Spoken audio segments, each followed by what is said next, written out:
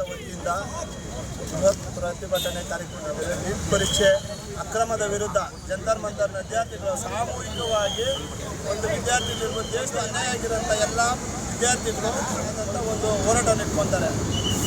ಸಂವಿಧಾನದ ವಿರೋಧಿ ಒಂದು ಪಾರ್ಲಿಮೆಂಟ್ ಸಭೆಯಲ್ಲಿ ಇದ್ರ ವಿರುದ್ಧವಾಗಿ ಮಾತಾಡೋದು ಕೊಡೋಣ, ರಾಜ್ಯಸಭೆಯಲ್ಲಿ ಕೊಡೋದಿಲ್ಲ. ಇದುವರೆಗೂ ಒಂದು ಪ್ರಧಾನಮಂತ್ರಿಗಳು ಇದ್ರ ಬಗ್ಗೆ ಒಂದು ಬರೀ ನಾನು ಅಚ್ಚೇನಪ್ಪ ಅವರು ನಮ್ಮ ದೇಶದಲ್ಲಿ ವಿದ್ಯಾರ್ಥಿಗಳ ಪರ ಮಾಡಿ ಕೇಂದ್ರ ಸರ್ಕಾರ ಮಾಡ್ತಾ ಇದೆ. ಎಜುಕೇಷನ್ ಹೇಳಿ ಮಕ್ಕಳಿಗೆ ತಮ್ಮ ಭವಿಷ್ಯ ರೂಪಿಸಿಕೊಳ್ಳುವಂತಹ ಈ ಜೀವನವನ್ನು ಕೋರ್ಸಸ್ ಹೋಗೋ ಅಷ್ಟೊತ್ತಿಗೆ ಅವ್ರು ಕತ್ಕುಯ್ಯೋ ಕೆಲಸ ಏನು ಮಾಡ್ತಾ ಇದೆ, ಅವ್ರು ಮಾಡ್ತಾ ಇರೋದ್ರಿಂದ ಇದರಿಂದ ನ್ಯಾಯ ಸಿಗಬೇಕು ಅಂತ ನಾವೆಲ್ಲ ಕೇಳ್ಕೊಳ್ತಾ ಇದ್ದೀವಿ.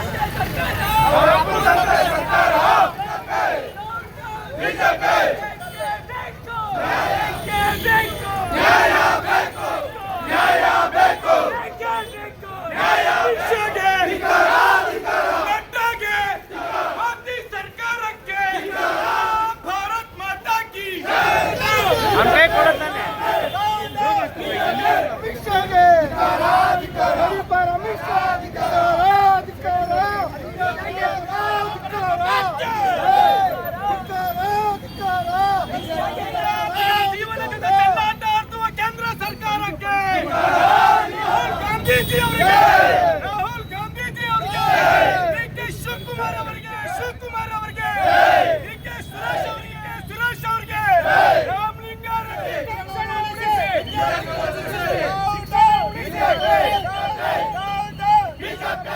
ಕೊಲೆ ಮಾಡುತ್ತಿರುವಂತಹ ಕೇಂದ್ರ ಬಿಜೆಪಿ ಸರ್ಕಾರಕ್ಕೆ ಇಡೀ ದೇಶ ನೋಡ್ತಾ ಇದೆ. ನಮ್ಮ ಭಾರತದಲ್ಲಿ ಯಾವ ರೀತಿ ಈ ಕೇಂದ್ರ ಬಿಜೆಪಿ ಸರ್ಕಾರ ವಿದ್ಯಾರ್ಥಿಗಳ ಜೀವನದಲ್ಲಿ ಯಾವ ರೀತಿ ಚಳ್ಳಾಟ ಆಡ್ತಿದ್ದಾರೆ ಅಂತ ಇಡೀ ದೇಶ 2 ತಿಂಗಳಿಂದ ನೋಡ್ತಾ ಇದೆ. ನಮ್ಮ ಭಾರತದಲ್ಲಿ ಒನ್ ಆಫ್ ದಿ ಇಂಪಾರ್ಟೆಂಟ್ ಎಕ್ಸಾಮಲ್ಲಿ ನೀಟ್ ಎಕ್ಸಾಮ್ ಕೂಡ ಒಂದು. 2 ತಿಂಗಳ ಮುಂಚೆ ಏನಾಯಿತು, ನೀಟ್ ಎಕ್ಸಾಮ್ ಪೇಪರ್ ಲೀಕ್ ಆಯಿತು. ಪೇಪರ್ ಲೀಕ್ ಆಗಿ 22 ಜನ ಮನನೊಂದು ಸೂಸೈಡ್ ಮಾಡಿಕೊಂಡ್ರು. ಆ 22 ಜನ ಆಚೆ ಕಡೆ ಬರೆದಷ್ಟೇ ಇನ್ನು ಸಾವಿರಾರು ವಿದ್ಯಾರ್ಥಿಗಳು ಅವರವ್ರ ಕುಟುಂಬಗಳು ಎಲ್ಲನೂ ತುಂಬ ಮನ್ನೊಂದು ತುಂಬ ಕಷ್ಟವನ್ನು ಅನುಭವಿಸಿದ್ದಾರೆ. ಆಮೇಲೆ 2ನೇ ಸತಿ ಮತ್ತೆ ನೀಟ್ ಪರೀಕ್ಷೆ ಕೊಟ್ಟರು. ಆಮೇಲೆ ಅದರಲ್ಲಿ ಕೂಡ ವಿಫಲರಾದ್ರು ನಮ್ಮ ಕೇಂದ್ರ ಸರ್ಕಾರ. ಅದರ ವಿರುದ್ಧವಾಗಿ ನಮ್ಮ ಇಂಡಿಯನ್ ಒಬ್ಬರು ಸೈಂಟಿಸ್ಟ್ ಏನು ಸೋನಮ್ ವಾಂಗ್ಚುಕ್ ಅವರಿದ್ದಾರೆ, 18 ದಿವಸ ಒಂದು ಹಂಗರ್ ಸ್ಟ್ರೈಕ್ನ ಹಮ್ಮಿಕೊಂಡಿದ್ರು ಜಂತರ್ ಮಂತರ್ನಲ್ಲಿ.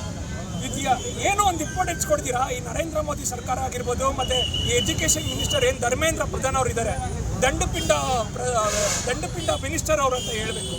ಏನು ಕೇರೆ ಇಲ್ದಿರಾ ಸೋನಮ್ ವಾಂಗ್ಚುಕ್ ಅವರು 18 ದಿವಸ ಏನೋ ಉಪವಾಸ ಇದ್ದು ಹಂಗರ್ ಸ್ಟ್ರೈಕ್ ಮಾಡಿದವ್ರನ್ನ ತುಂಬ ಹೀನ್ಯಾಯವಾಗಿ ಅವ್ರನ್ನ ಎಳ್ಕೊಂಡೋಗಿ ಪ್ರತಿಭಟನೆನ ಇದು ಮಾಡಿದ್ದಾರೆ.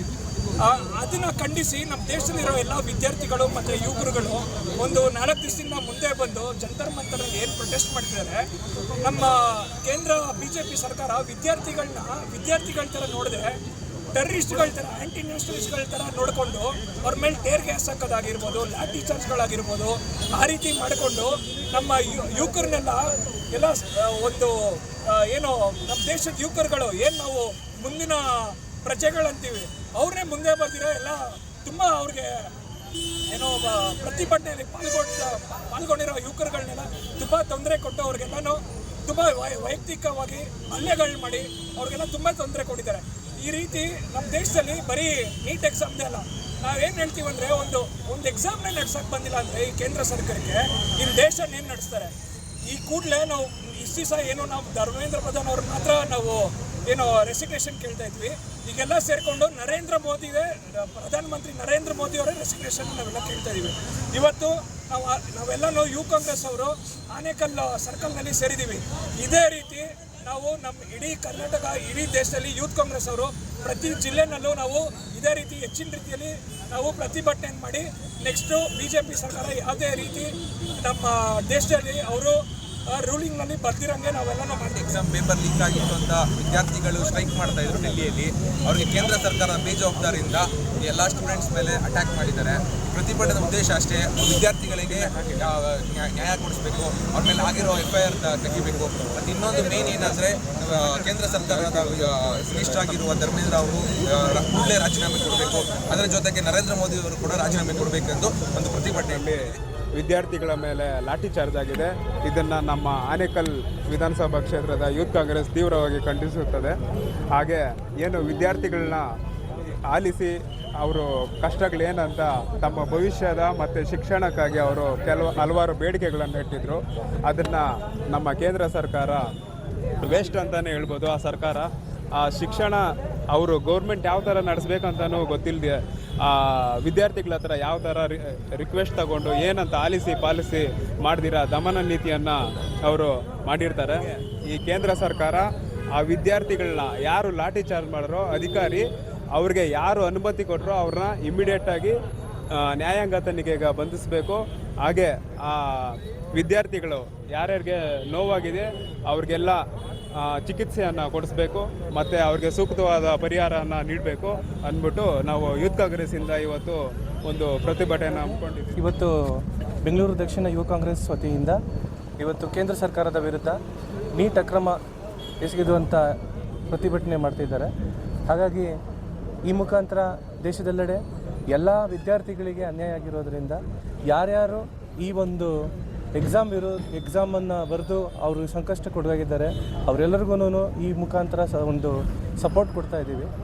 ಹಾಗೆ ಇವತ್ತು ಆನೇಕಲ್ ಟೌನಲ್ಲಿ ಪಂಜಿನ ಮೆರವಣಿಗೆ ಮುಖಾಂತರ ನಾವೆಲ್ಲರೂ ಈ ಒಂದು ಒಳ್ಳೆಯ ಒಂದು ಕಾಸ್ಗೋಸ್ಕರ ಎಲ್ಲ ಇವತ್ತು ಓಡಾಡಿದ್ದೀವಿ.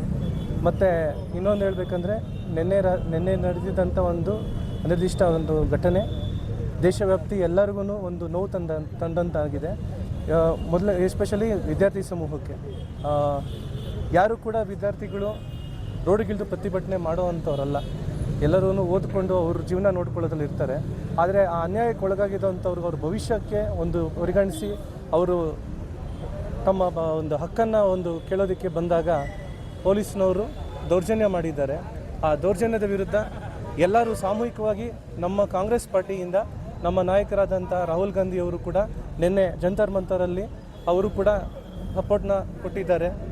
ಹಾಗೆ ಎಲ್ಲ ಬೆಂಗಳೂರಲ್ಲಿ ಫ್ರೀಡಮ್ ಪಾರ್ಕ್ ಇರ್ಬೋದು, ಬೇರೆ ಬೇರೆ ಕಡೆ ಇರ್ಬೋದು, ಅಲ್ಲಿ ಎಲ್ಲರೂ ಕಾಂಗ್ರೆಸ್ ಪಾರ್ಟಿಯ ಯುವ ಕಾಂಗ್ರೆಸ್ ವತಿಯಿಂದ ಎಲ್ಲ ಕಡೆ ಪ್ರೊಟೆಸ್ಟ್ ಮಾಡ್ತಾರೆ. ನಾವು ಪಂಜಿನ ಮೆರವಣಿಗೆ ಮಾಡಿದ ಯುವ ಕಾಂಗ್ರೆಸ್ ವತಿಯಿಂದ ಇದೊಂದು ರಾಜಕೀಯ ಲಾಭಕ್ಕಾಗಲ್ಲ, ವಿದ್ಯಾರ್ಥಿಯ ಭವಿಷ್ಯಕ್ಕಾಗಿ ಈ ವಿದ್ಯಾರ್ಥಿಗಳ ಒಂದು ಕಗ್ಗೊಲೆ ಅನ್ಬೋದು, ಒಂದು ಸಂವಿಧಾನ ಕಗ್ಗೊಲೆ ಅನ್ಬೋದು. ಏನು ಆರ್ಟಿಕಲ್ 19(1)(a) ಹೌದು, ಆರ್ಟಿಕಲ್ 19(1)(b) ಒಂದು ಸ್ಪೋಕನ್ ವಾಕ್ ಸ್ವಾತಂತ್ರ್ಯ ಹಾಗೂ ಶಾಂತಿಯುತವಾದ ಒಂದು ಹೋರಾಟಕ್ಕೆ ಮಾಡಿದ ವಿದ್ಯಾರ್ಥಿಗಳಿಗೆ ಒಂದು ಸಂವಿಧಾನ ಅಡಿಯಲ್ಲೇ ಮಾಡಿದ್ದಾರೆ.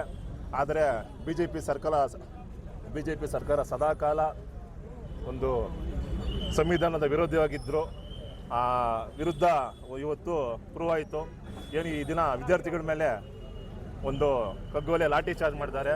ಇದೊಂದು ಲಾಠಿ ಚಾರ್ಜ್ ಅಲ್ಲ ಸ್ವಾಮಿ, ನಾವು ದಯವಿಟ್ಟು ಹೇಳ್ತಾ ಇದ್ದೀನಿ, ಲಾಠಿ ಚಾರ್ಜ್ ವಿದ್ಯಾರ್ಥಿಗಳು ಮಾಡೋ ಬದಲು ನ್ಯಾಯ ಕೊಡಬೇಕು. ಏನಿದು ಧರ್ಮೇಂದ್ರ ಪ್ರಧಾನ್ ನಮ್ಮ ಶಿಕ್ಷಣ ಸಚಿವರು ಅವರು ಒಂದು ಉತ್ತರ ಕೊಡಬೇಕು.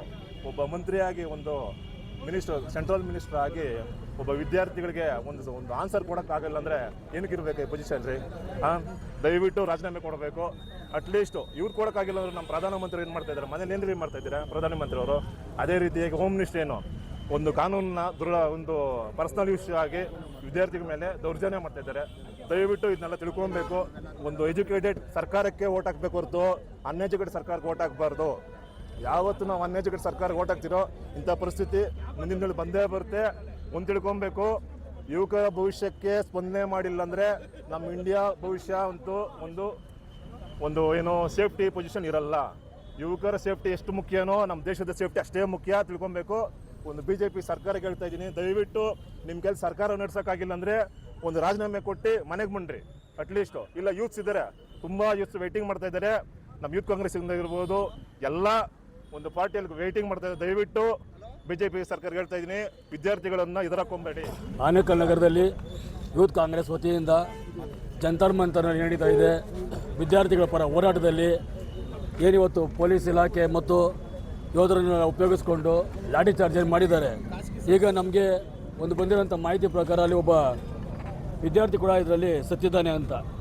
ಅದರಲ್ಲಿ ಲಾಠಿ ಚಾರ್ಜ್ ಮಾಡುವಂಥ ಸಂದರ್ಭದಲ್ಲಿ ಬಹಳಷ್ಟು ಜನ ಪೊಲೀಸ್ ಇಲಾಖೆ ಬಿಟ್ಟು ಖಾಸಗಿ ವ್ಯಕ್ತಿಗಳು ಕೂಡ ಲಾಠಿಗಳನ್ನು ಹಿಡ್ಕೊಂಡು ಮಹಿಳೆಯರ ಮೇಲೆ ಹಲ್ಲೆ ಮಾಡುವಂಥ ಕೆಲಸ ಮಾಡಿದ್ದಾರೆ.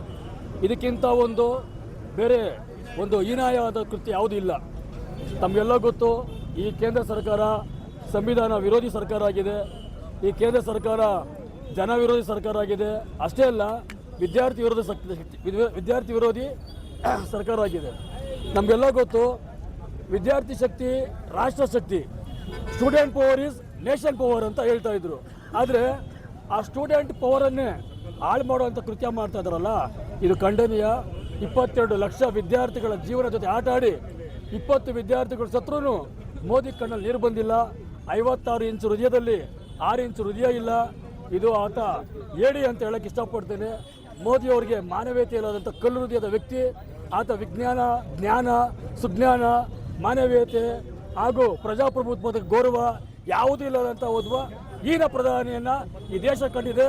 ಈ ದೇಶಕ್ಕೆ ಒಬ್ಬ ಆತ ಒಳ್ಳೆಯ ಸತ್ಪ್ರಜೆಯೂ ಅಲ್ಲ, ಒಳ್ಳೆಯ ಪ್ರಧಾನಿಯೂ ಅಲ್ಲ. ಈ ದೇಶಕ್ಕೆ ಆತ ಒಳ್ಳೆಯ ಮಗುವೂ ಅಲ್ಲ, ಮಗನೂ ಅಲ್ಲ. ಆತ ಒಬ್ಬ ಕಠೋರ ಹೃದಯದ ಒಬ್ಬ ಈ ದೇಶ ಕಂಡಂಥ 2ನೇ ಹಿಟ್ಲರ್ ಅಂತ ಹೇಳೋಕ್ಕೆ ನಾನು ಇಷ್ಟಪಡ್ತೇನೆ. ಮೋದಿ ತೊಲಗಿದೆ ಈ ದೇಶ ಉದ್ಧಾರ ಆಗುತ್ತೆ, ಇಲ್ಲ ಅಂದರೆ ಅಂಬಾನಿ ಅದಾನಿ ಪಾಲೆ ಆಗುತ್ತೆ. ಈ ದೇಶ ಸಂಪೂರ್ಣ ನಾಶ ಆಗುತ್ತೆ. ಎಲ್ಲ ಈ ದೇಶ ಪರಿಪೂರ್ಣವಾಗಿ ಭಾರತೀಯ ಸಂಸ್ಕೃತಿಯ ನಾಶ ಮಾಡುವಂಥ ಏಕೈಕ ಪ್ರಧಾನಿ ಯಾರನ್ನ ಇದ್ದರೆ ಅದು ಮೋದಿ ಅಂತೇಳಿ ನಾನು ನೇರವಾಗಿ ಪ್ರಧಾನನ ಖಂಡನೆ ಮಾಡಲ್ಲ, ಪ್ರಧಾನಿಯನ್ನೇ ಖಂಡನೆ ಮಾಡ್ತಾ ಈ ಸಂದರ್ಭದಲ್ಲಿ ಕಠೋರ ಶಬ್ದಗಳಿಂದ ಆತನ ವಿರೋಧ ಮಾಡ್ತೇನೆ. ಮೋದಿ ದೇಶಕ್ಕೆ ನಾಲಾಯಕ ಅಂತ ಈ ಸಂದರ್ಭ ಹೇಳ್ತಾ ನನ್ನ ಮಾತು ಮುಗಿಸ್ತೇನೆ. ಧನ್ಯವಾದಗಳು.